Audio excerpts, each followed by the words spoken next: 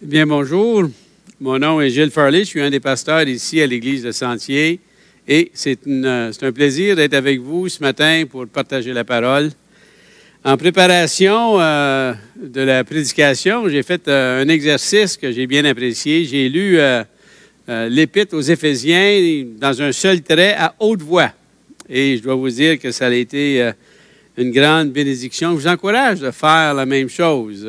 Ça ne prend pas tellement de temps. Je pense que j'ai pu le lire là, dans 20 à 30 minutes. Donc, c'est dans un temps de lecture, là, vous pourriez faire la même chose. Mais j'ai tellement été béni que j'ai pensé partager avec vous ce matin les perles que j'y ai trouvées. Et au chapitre 1, au verset 7, on peut voir, et vous l'avez sur l'écran aussi, en lui, c'est-à-dire en Christ, par son sang, nous sommes rachetés, pardonnés de nos fautes, conformément à la richesse de sa grâce. Et au verset 17-18, nous avons une prière que Paul fait, et il dit, « Je prie que le Dieu de notre Seigneur Jésus-Christ vous donne un esprit de sagesse et de révélation, qui vous le fasse connaître, qu'il illumine les yeux de votre cœur, pour que vous sachiez quelle est l'espérance de son appel, la richesse de son héritage, et quelle est l'infinie grandeur de sa puissance. » Au chapitre 2, verset 1, Paul nous rappelle que nous sommes morts à cause de nos fautes et de nos péchés. Mais au verset 4, il nous dit, « Mais à cause de son grand amour dont Dieu nous a aimés, il nous a rendus à la vie avec Christ. » Et au verset 19, il nous dit, « Nous ne sommes plus étrangers ni résidents temporaires, mais membres de la famille de Dieu. » Et au chapitre 3, verset 16, il continue avec sa prière. Il dit, « Je prie que vous soyez puissamment fortifiés dans votre être intérieur, que vous soyez enracinés et fondés dans l'amour, capables de comprendre la largeur, la longueur, la profondeur et la hauteur de l'amour de Christ. » Vraiment, des beaux passages, des belles vérités qui nous encouragent, qui nous réconfortent et qui nous donnent une assurance de notre salut. Dans les fois que j'ai prêché sur Éphésiens, j'ai prêché au chapitre 4. Et la première fois, c'était dans les versets 1 à 16 du chapitre 4. Et je me souviens, j'avais donné comme titre l'Église locale 101. Parce que ça nous donne une description, les principes de base sur qu'est-ce que c'est l'Église locale. Un Brian Chappell, un autre prédicateur et quelqu'un qui a écrit des commentaires aussi, l'appelle, lui, le manuel du propriétaire de l'Église locale de Jésus-Christ. Et je vais vous lire le verset 16 du chapitre 4 parce que c'est un bon résumé et je vais l'expliquer un peu après. « C'est de lui que le corps tout entier, bien coordonné et solidement uni grâce aux articulations dont il est muni, tire sa croissance. En fonction de l'activité qui convient à chacune de ses parties et s'édifie lui-même dans l'amour. » Certainement, le chef de l'Église, le chef de ce corps, c'est Jésus-Christ. Et c'est de lui que l'Église, ce corps, tire sa croissance. Mais on voit aussi que c'est en fonction de l'activité de ses membres. Il dit que le corps est bien coordonné et solidement uni, grâce aux articulations dont il est muni, les articulations qui lient chacun des membres. Et à chacun des membres, il a donné des dons, des capacités, un rôle spécifique. Et c'est en fonction de l'activité qui convient à chacune de ces parties que l'Église croisse, que l'Église s'édifie. Il donne aussi des hommes à son Église, des hommes pour agir comme bergers, pour prendre soin du troupeau que Dieu a mis sous leur charge. Certainement, le grand berger, c'est Christ lui-même, mais il appelle des hommes pour agir comme des bergers. Et leur rôle est tel que l'apôtre Pierre nous décrit dans sa première épître, au chapitre 5, les versets 2 et la suite. Paul nous rappelle deux responsabilités qui viennent avec ce salut en Christ. Marcher d'une manière digne de l'appel qu'on a reçu et de conserver l'unité de l'Église. Et le but de l'Église, c'est pour l'édification du corps de Christ. Plus loin, dans les versets 17 à 24, Paul va nous mentionner comment nous devons marcher. Et les termes qu'il utilise, c'est de marcher d'une manière digne de l'appel que nous avons reçu. Et dans les versets 17 à 24, Paul nous donne plus de précision sur ce que ça veut dire de marcher d'une manière digne de l'appel que nous avons reçu. Il nous a dit au verset 1 du chapitre 4 que nous devons le faire, au verset 2, en toute humilité, douceur, avec patience, supportez-vous les uns les autres dans l'amour, dit-il. L'humilité, la douceur, la patience sont déjà des caractéristiques qui donnent du fil à retordre pour la plupart, si pas à tous, n'est-ce pas? Quand le livre de C.J. Mahaney est sorti, un livre sur l'humilité, les gens me disaient, tu devrais lire ça, tu devrais acheter ça, c'est vraiment un bon livre. Et pour les taquiner, je leur disais, j'ai pas besoin de lire ça. C'est pour les orgueilleux, ce livre-là. Je disais ça en riant, parce qu'on a tous un problème d'orgueil, n'est-ce pas? M. Alexandrien, à ce moment-là, était démontré encore plus de sagesse, puis il disait que c'était dangereux d'écrire un livre sur un tel sujet, n'est-ce pas? Et peu de temps après, il y a eu des conflits et certains accusaient C.J. Mahaney d'être orgueilleux, n'est-ce pas? Alors, M. Alexandrien avait bien raison.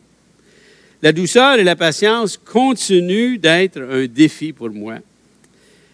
Tout de même, cela nous montre les caractéristiques que tous reconnaissent comme étant des qualités à rechercher. L'humilité, la douceur, la patience. Je vais relever certains versets dans le chapitre, dans cette section de 17 à 24, pour juste nous rappeler ce que Paul dit.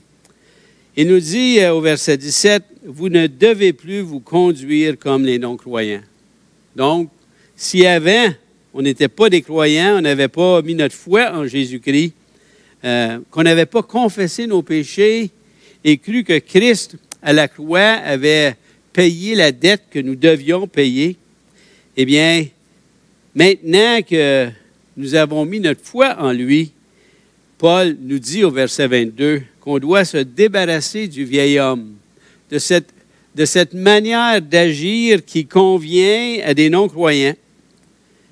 Et il nous dit au verset 23 qu'on doit se laisser renouveler par l'Esprit dans notre intelligence. Au verset 24, il dit qu'on doit se revêtir de l'homme nouveau, créé selon Dieu dans la justice et la sainteté. Eh bien, dans les versets 25 à 28 qu'on va voir plus en détail aujourd'hui, on voit des choses encore plus concrètes que ce que Paul a mentionné dans les versets 17 à 24. Et dans le reste de sa lettre, Paul va continuer aussi, s'adressant aux maris, aux femmes, aux parents, aux serviteurs, aux maîtres. Mais ici, c'est un des passages que je préfère. C'est vraiment un passage qui nous parle de choses très, très concrètes. Des choses qui s'appliquent dans chacune de nos vies. C'est au niveau des vaches, comme ma mère dirait. C'était une femme née sur une terre dans le village de Lemieux, pas loin d'Ottawa. C'était une petite femme qui pesait moins de 100 livres avec une 3e année. Mais pour un passage comme celui-là, elle était capable de comprendre ce que ça voulait dire. C'est un passage qui nous permet de voir, d'observer et de reconnaître la grâce de Dieu dans nos vies et dans la vie des frères et sœurs. C'est vraiment le résultat de la grâce de Dieu dans nos vies. Ce passage est précis, touche des aspects bien réels, n'est-ce pas? Et même si les termes employés dans cette section semblent d'être des impératifs, eh bien, il ne faut pas les voir comme un enseignement qui dit « ne fais pas ceci, mais fais ça ». Il faut les voir plutôt comme un passage que nous considérons comme étant une manifestation de la grâce de Dieu dans notre vie. Ça nous enseigne comment le disciple qui vient de saisir l'amour de Dieu pour lui est poussé à la grandeur de son salut, à l'espérance qui est en Christ, une fois qu'il a saisi cela. Dans l'Évangile selon Jean, au chapitre 8, Jean enseigne que l'obéissance à ses commandements, Jésus enseigne que l'obéissance à ses commandements est motivée par notre amour pour lui et une réponse à la compréhension de l'amour de Christ pour nous. Et je vais vous lire certains versets. Au chapitre 8 de l'Évangile selon Jean, au verset 21, c'est écrit « Celui qui a mes commandements et qui les garde, c'est celui qui m'aime. » Puis ensuite, en donnant une réponse à Jude, il dit « Si quelqu'un m'aime, au verset 23, si quelqu'un m'aime, il gardera ma parole et mon Père l'aimera. Nous viendrons vers lui et nous établirons domicile chez lui. » Et il continue avec le verset 24. Il dit « Celui qui ne m'aime pas ne garde pas mes paroles. » Donc, une désobéissance, la poursuite du péché, c'est un manque d'amour envers notre Sauveur. Donc, les versets qu'on va voir dans le passage du chapitre 4, des versets 25 à 28, c'est vraiment la manifestation extérieure normale pour celui qui saisit être maintenant dans la famille de Jésus-Christ. On va lire les 3 versets, donc on va étudier plus tard. Alors, au chapitre 4, verset 25, il dit « C'est pourquoi, vous débarrassant du mensonge, dites chacun la vérité à votre prochain, car nous sommes membres les uns des autres. Si vous vous mettez en colère, ne péchez pas, que le soleil ne se couche pas sur votre colère, et ne laissez aucune place au diable. Que celui qui volait cesse de voler, qu'il se donne plutôt la peine de travailler honnêtement de ses propres mains pour avoir de quoi donner à celui qui est dans le besoin. » Beau passage. Une manifestation de la grâce dans le disciple de Jésus-Christ, une manifestation qui est concrète, qui est précise. Alors, on va voir chacune de ces parties-là dans la prédication. Donc, si on commence avec ces 3 premiers versets, Paul nous montre comment la grâce de Dieu pousse la personne renouvelée vers la sanctification. Le verset 25 nous dit, « Vous débarrassant du mensonge, dites chacun la vérité à votre prochain. » Un premier changement que Dieu fait dans le nouveau croyant est celui qui affecte les paroles qui sortent de sa bouche. Il faut se rappeler que ce qui sort de notre bouche est le fruit de ce qui se passe dans notre cœur. Mais le disciple de Jésus-Christ a un cœur transformé. Transformé du cœur de Pierre que j'avais, que les disciples avaient avant de venir à Christ, à un cœur de chair. Dans Matthieu, c'est écrit, c'est de l'abondance du cœur que la bouche parle. Donc, dans ce verset 25, Paul nous parle d'abandonner le mensonge. Nous sommes d'accord avec ça, et même notre société est d'accord avec cela. Quand il y a un procès avec un juge, les gens sont demandés de mettre la main sur, normalement, la Bible, mais aujourd'hui, parfois, d'autres livres, et doivent dire qu'ils vont dire seulement ce qui est vrai et ne pas faire de faux témoignages. Lorsqu'un couple, un jeune homme et une jeune femme se marient, ils font des vœux. Et les vœux qu'ils font sont des vœux qui sont vrais, qui sont sincères, qui viennent du profond de leur cœur.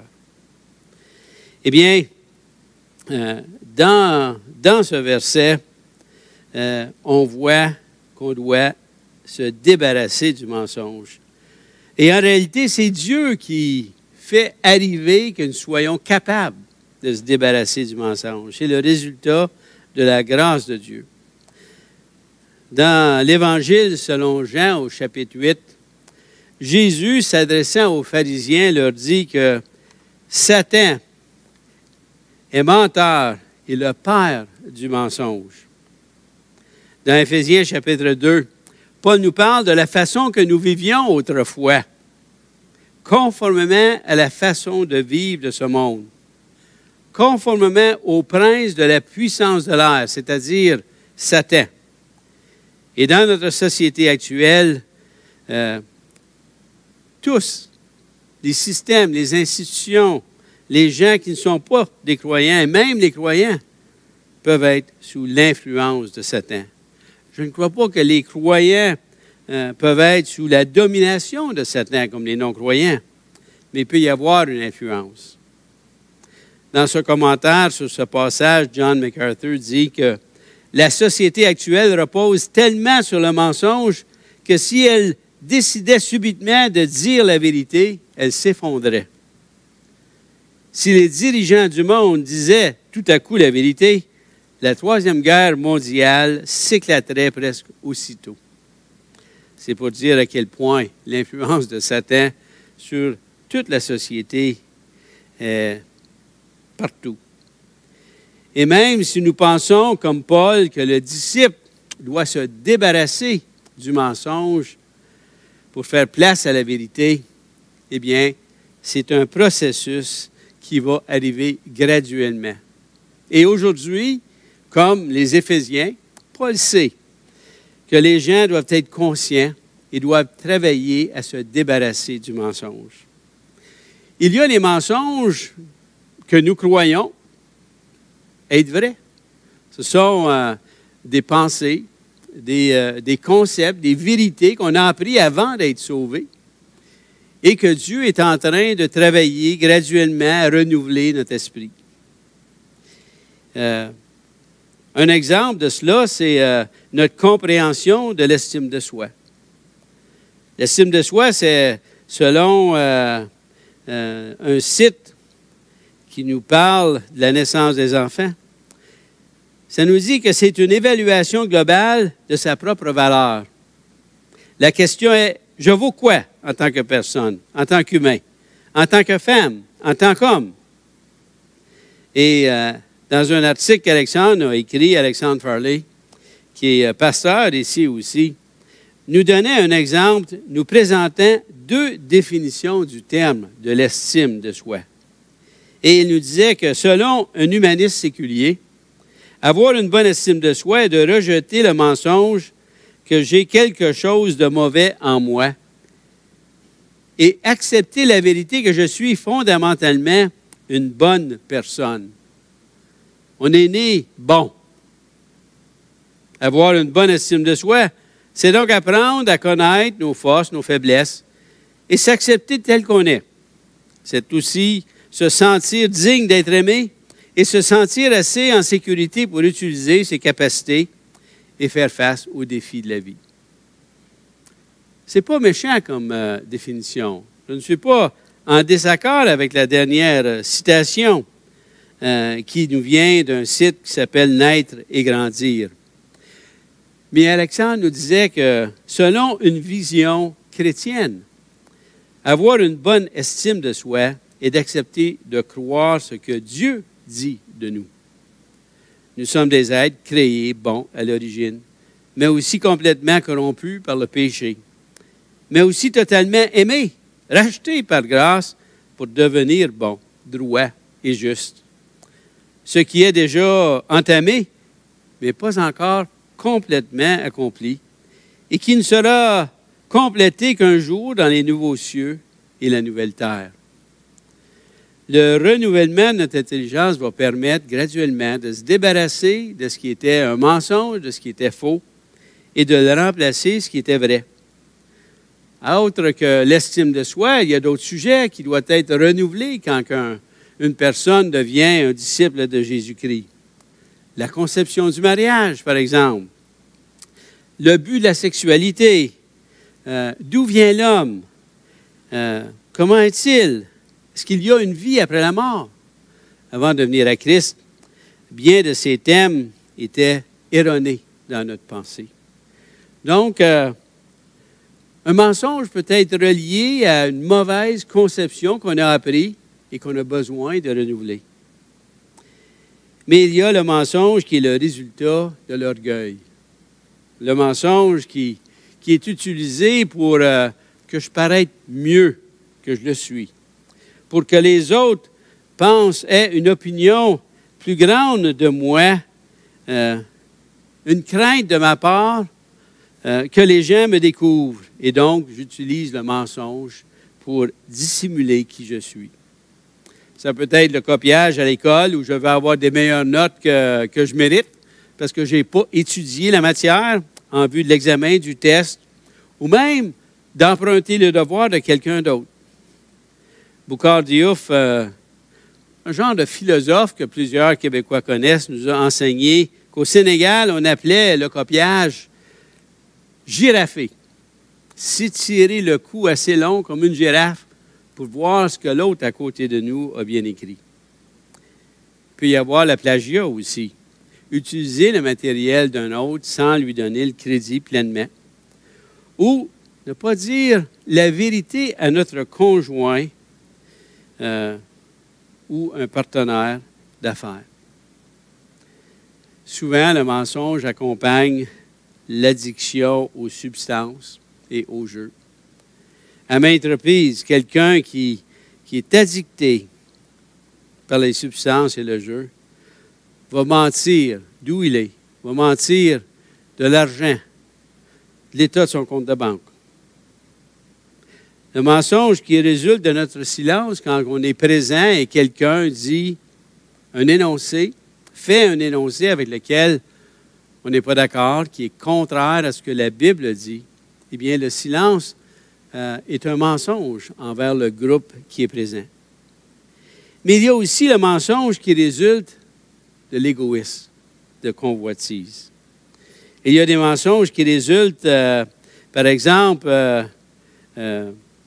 exagérer mes compétences dans le but d'avoir un meilleur emploi, exagérer mes expériences, déformer les faits. Quand je veux vendre ma vieille auto, un peu comme un vendeur d'automobiles usagés. Alors, ou bien fausser mes rapports de dépenses au travail, inclure des choses qui ne devraient pas être incluses, fausser mon rapport d'impôt, cacher les défauts de ma maison à la vente de celle-ci, à la vente de ma résidence. Les occasions d'obscurcir, de cacher les faits afin d'en gagner un gain financier personnel. Et la liste pourrait continuer. Je suis certain que vous avez nombre d'exemples qui sont devant nous, qui peuvent nous tenter.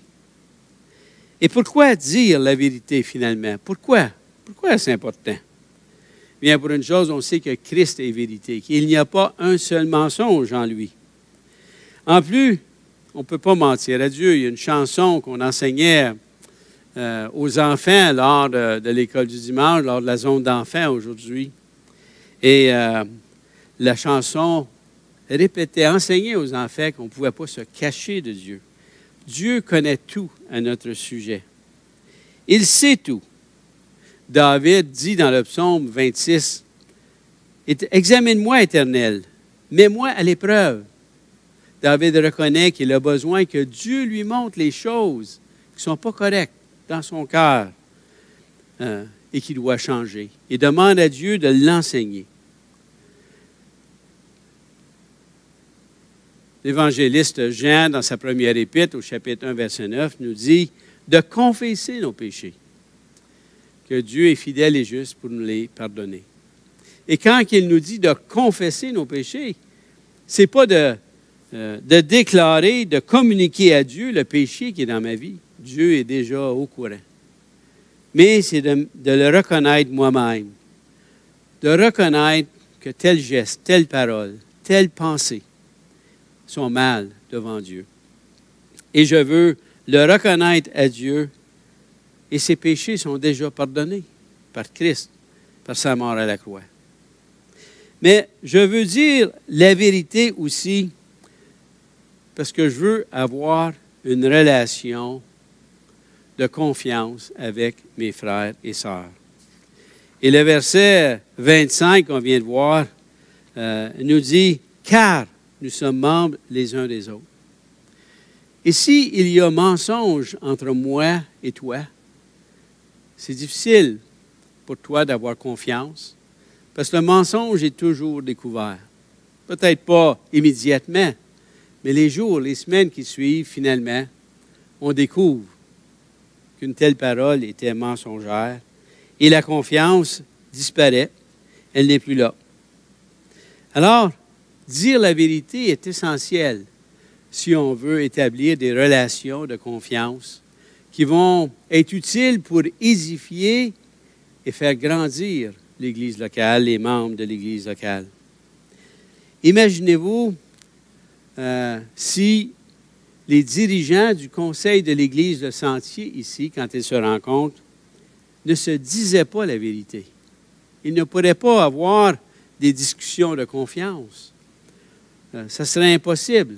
Imaginez si les dirigeants de l'Église ne disaient pas la vérité aux membres de l'Église lorsque nous avons des rencontres, soit des réunions d'affaires ou des rencontres pour déterminer la vision, les stratégies.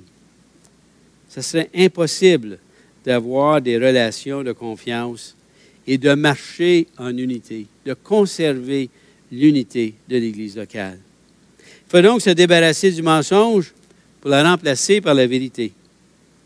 Les hommes avec qui je partage mes joies, mes tristesses, mes inquiétudes, mes combats, sont des hommes qui sont vrais, qui disent la vérité.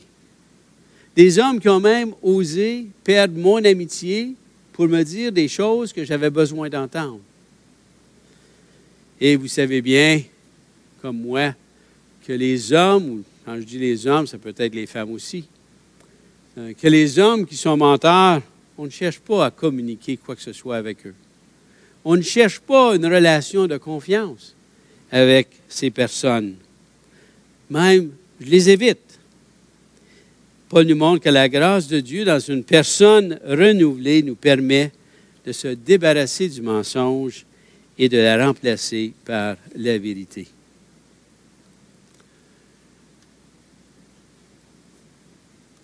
Le prochain passage qu'on va voir, ce sont les versets 26 à 27. Si vous vous mettez en colère, ne péchez pas, que le soleil ne se couche pas sur votre colère, et ne laissez aucune place au diable. La colère est une émotion créée par Dieu. Dieu lui-même nous partage dans sa parole comment il a eu une colère envers son peuple, Israël. Comment il est en colère envers le pécheur qui se tourne le dos vers lui, qui se tourne le dos, qui s'éloigne de Dieu. Ce n'est pas nécessaire, par contre, selon ce verset et selon les exemples que Dieu nous a donnés, parce que quand Dieu se met en colère, Dieu ne pêche pas. Il n'y a pas de péché en lui. Donc, il est possible de se mettre en colère et de ne pas pécher. Il y a même des théologiens qui brassaient leur assemblée, qui les exhortaient à se mettre en colère contre les injustices, contre les abus, contre l'indifférence à la pauvreté, l'indifférence à prendre soin de ceux qui souffrent. Il les brassait, il les encourageait de se mettre en colère contre ça. Et c'est vrai, on doit être offusqué, autant que Dieu, à cause de l'injustice, à cause de la souffrance qui est causée, à cause du péché et des conséquences du péché. Mais ce n'est pas nécessaire, par contre, de se mettre en colère et de pécher. Oui, la colère peut être justifiée. Mais je pensais en préparation à l'étude, qu'est-ce qui me met en colère, moi, la plupart du temps? Il y a des cas où je me mets en colère parce que je vois l'injustice dans notre société. Mais je vous dirais que la plupart du temps, la raison de ma colère est erronée. Et ça m'a amené au passage de l'Épître Jacques au chapitre 4 qui dit « D'où viennent les conflits, d'où viennent les luttes parmi vous? N'est-ce pas de vos passions qui combattent dans vos membres? » Eh bien, dans ma réflexion, je voyais que la plupart des occasions où la colère se manifestait, c'était pour des passions, des convoitises. Et c'était souvent pour des choses qui n'étaient pas importantes. Par exemple, souvent, c'était des situations où mes buts sont bloqués. Ça peut être des grands buts, mais ça peut être aussi des choses aussi simples que de me rendre au bâtiment de l'Église dans 10 minutes. Et là, il y a tout ce monde-là devant moi, comme s'il appartient à notre chemin, et qui me retarde. La colère au volant. Il faut que je le surveille. Un frère, pour me taquiner une fois qu'il était devant moi, il savait comment c'était facile pour moi de me mettre en colère quand quelqu'un allait passer vite. Il a fait exprès pour partir lentement de la lumière rouge. Je m'en suis aperçu 30 secondes après. Mais ce sont des raisons fausses pour se mettre en colère. Des raisons qui n'ont pas lieu. Et combien souvent, quand je me mets en colère pour des choses qui ne sont pas importantes, que ça m'amène à pécher. Ça m'amène à éclater, monter le ton, dire des choses qui sont méchantes même. Parfois, je me mets en colère parce que les personnes sont différentes de moi. Mais c'est Dieu qui a créé ces personnes-là. Une source de conflit chez nous à la maison, Suzanne va peut-être rire quand je vais le mentionner, c'est quand elle décide dans sa cuisine de changer où elle va mettre un tel plat ou un tel aliment. Et normalement, elle ne me le dit pas. C'est sa cuisine. Mais ça a été souvent une source de colère. Mais il n'y a pas lieu de se mettre en colère pour des choses comme ça. Et d'autres fois, eh bien, ma colère est causée parce que je vois quelque chose que j'aimerais avoir, je ne l'ai pas. Et je me dis faussement que je le mérite plus que celui qui l'a. Et ça, c'est de la convoitise. Dans son verset, au verset 26, la deuxième partie, c'est marqué « Ne péchez pas ». Donc, quand on se met en colère, il y a vraiment un danger de pécher et de laisser place au diable. Que ce soit pour de bonnes raisons ou de mauvaises raisons, il y a toujours un danger de pécher. De laisser la colère aller trop loin. Et si je ne la règle pas rapidement, si je ne traite pas de ce qui me met en colère assez rapidement, eh bien, ça peut aller trop loin et m'amener à pécher. Le verset 27 dit « Ne laissez aucune place au diable ». Ce qui veut dire que si je me mets en colère et que je pêche, c'est une brèche. Et Satan, le diable, peut choisir cette brèche et s'installer. Et là, ce n'est pas juste pour cette colère, mais c'est pour un comportement qui peut durer trop longtemps. Si nous laissons mijoter notre colère au point que notre esprit nourrit la rancune, grossit l'offense et la douleur que nous ressentons, il y aura des effets négatifs. Il va y avoir l'amertume, il va y avoir un désir de vengeance. Et ces effets sont d'aucune utilité pour mon âme et d'aucune utilité pour ceux qui l'observent, qui en subissent les conséquences. La colère peut nous détruire. Il a été dit que la colère est un acide qui détruit un récipient. Et Paul nous avertit que les conséquences des pensées, celles de la colère en particulier, peuvent donner à Satan un point d'appui pour son travail corrosif dans nos cœurs. Mais la grâce de Dieu nous permet de se mettre en colère, de la régler rapidement et de ne pas pécher et de ne pas laisser une place à Satan, au diable. Et finalement, le troisième verset qu'on va regarder, c'est un verset que j'utilise plusieurs fois pour montrer la transformation complète qui arrive à quelqu'un qui devient un croyant, un disciple de Dieu. Que celui qui volait cesse de voler, qu'il se donne plutôt la peine de travailler honnêtement de ses propres mains pour avoir de quoi donner à celui qui est dans le besoin. Tout un changement. Imaginez, Paul trouve la nécessité de partager ici comment la grâce de Dieu va transformer quelqu'un qui était un voleur. Mais la transformation est quand même phénoménale ici, là. Hein? N'est-ce pas?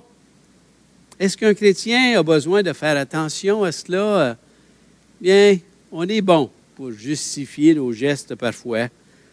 Ça peut être l'utilisation non autorisée de logiciels, ça peut être le partage de fichiers musicaux, vidéos.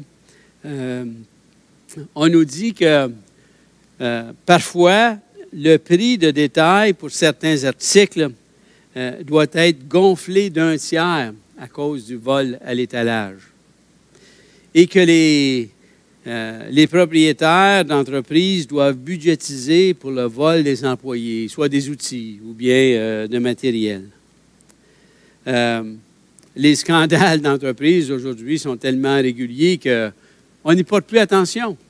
C'est ennuyant pour nous. Et le gouvernement doit imposer des taxes en présumant qu'il y a des personnes qui ne paieront pas leur impôt.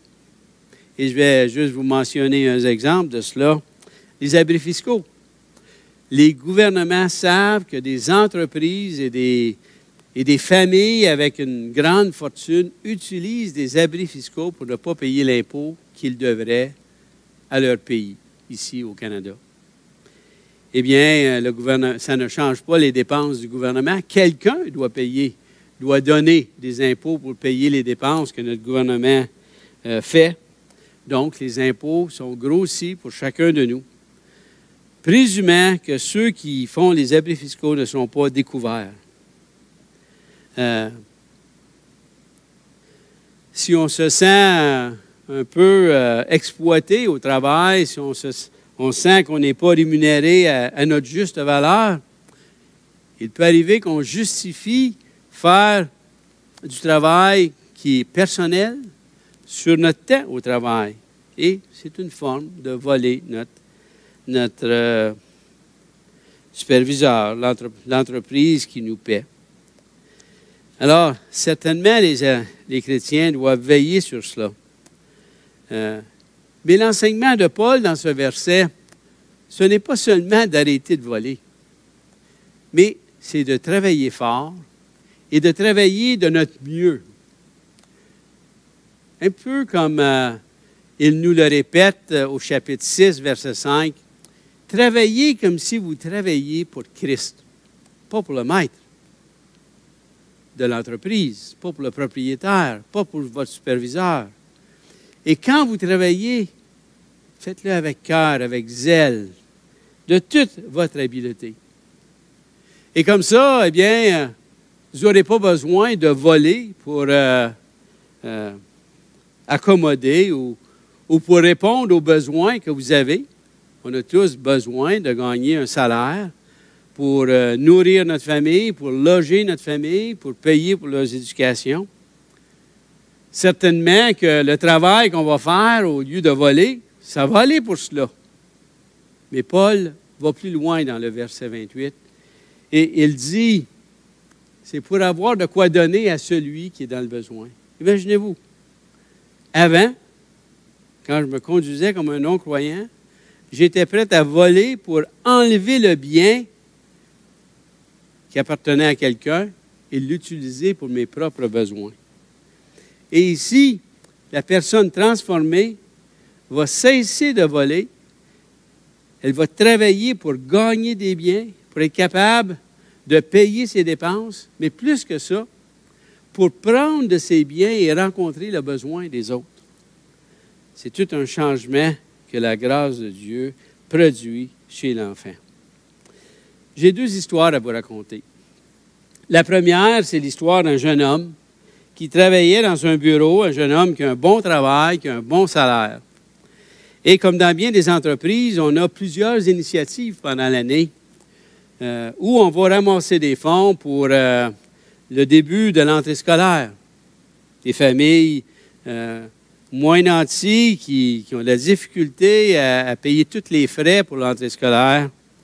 Des fois, c'est une initiative pour ramasser de l'argent et acheter des habits d'hiver pour les enfants de ces familles-là. Ou peut-être, au temps de Noël, de leur donner un panier de Noël, souligner le temps des fêtes et faire quelque chose de spécial. Et ce jeune homme-là ne participait jamais à ces initiatives-là. Et on lui a demandé une fois, pourquoi est-ce que tu ne participes pas à cela? Et le jeune homme a dit, moi j'ai travaillé fort pour compléter mon bac, pour compléter mes études. Et je travaille fort ici à l'entreprise pour le salaire qu'on me paye. C'est le fruit de mes efforts. Et c'est pour ça que je ne contribue pas à ces initiatives-là. Alors, il avait bien compris qu'il fallait qu'il travaille.